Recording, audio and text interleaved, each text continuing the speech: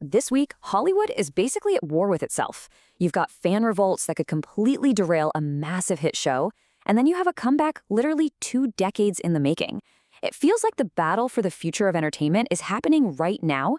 Let's break it all down. Okay, so right now, one of the most celebrated and, yeah, controversial shows on TV is facing an absolute firestorm. But here's the thing. This has nothing to do with the plot. It's not about the writing. It's all about a single star and a new look that has sparked a huge, huge backlash online. We are talking about Amazon's The Boys and its star, Erin Moriarty. So, the hype was building for the final season, everything was going great. And then, new images of the actress dropped, and the entire online conversation just took this sharp, and I mean very negative turn. And, well, the contrast is pretty stark. On the left, you see the actress just as fans have known her for 4 seasons. Then, on the right, her new look from the set of season 5. And it's these side-by-side comparisons that have just gone viral, fueling this massive backlash from viewers who are saying the change is just, it's too much. And believe me, the criticism is intense. The words unrecognizable and unnerving are just, they're everywhere. Some are saying her appearance is so different now that it's distracting, that it completely pulls them out of the story. Someone even compared her new look to a wax figure. And it's not just that. Even the new firecracker costume is getting called awkward and over the top. So the bottom line, instead of building excitement for this huge finale, this controversy has just completely taken over the conversation. But okay, while one show is dealing with all that fan drama, another one is banking everything on pure, uncut nostalgia. So let's talk about the return of an absolute legend. For years, I mean years, this has been one of the most wished-for sequels in Hollywood. You know the one, that franchise that just perfectly mixed action, a little bit of horror, and a ton of adventure. And now, after all the rumors, it's officially happening. That's right, The Mummy is back.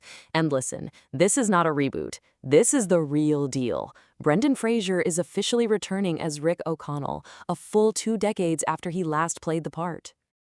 And it really seems like the studio is finally listening to the fans.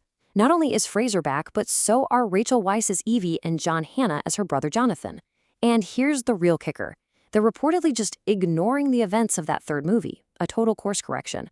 Plus, you've got the team from Ready or Not and Scream directing it, and they're promising a film that's beautiful and scary and sweeping. This sounds like a full-on return to form. So go ahead, mark your calendars. The adventure is officially coming back in 2028.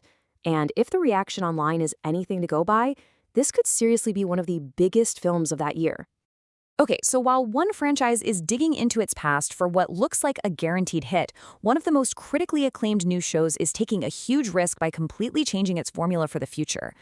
The Emmy-winning Netflix series Beef, it's officially becoming an anthology. Season 2 is a total overhaul. The conflict is moving from a road rage incident to this bitter rivalry between 2 couples at a country club.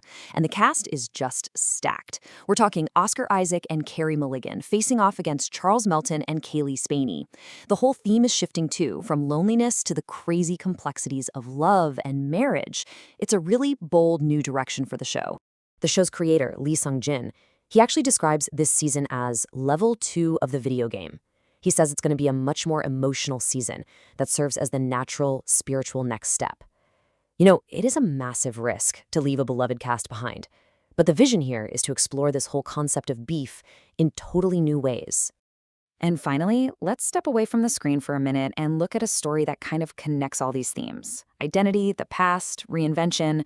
We're talking about a memoir that's quietly becoming one of the most important reads of the year, mostly because it asks us to confront the stories we tell ourselves about the people we love.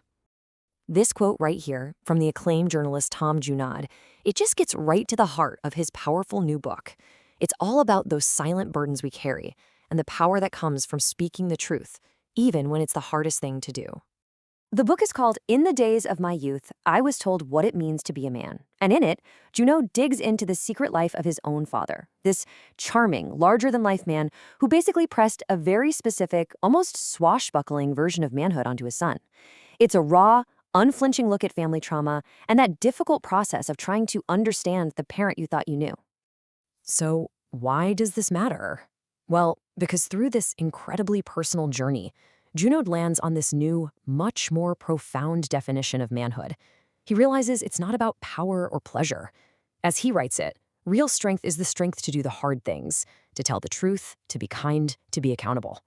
It's basically a rejection of an old, outdated model and an embrace of something way more honest and human. And that brings us to the one question that really ties all of these stories together. Think about it. We see fans who are demanding a star look exactly as she did in the past. We see millions of people celebrating the return of a 20-year-old franchise. And at the same time, we see creators risking it all to completely redefine their stories. So I want to know what you think. In our culture today, what holds more power? The comfort of nostalgia or the risk of reinvention?